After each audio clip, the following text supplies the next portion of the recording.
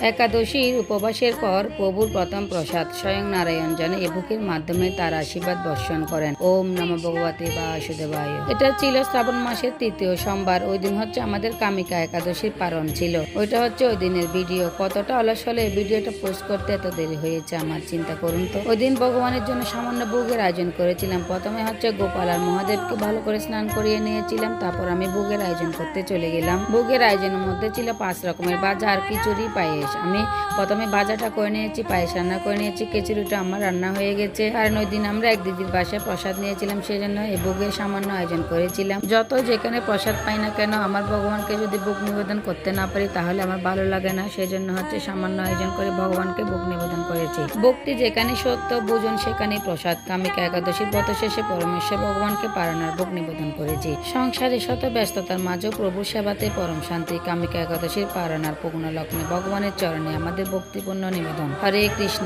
Radhe Radhe.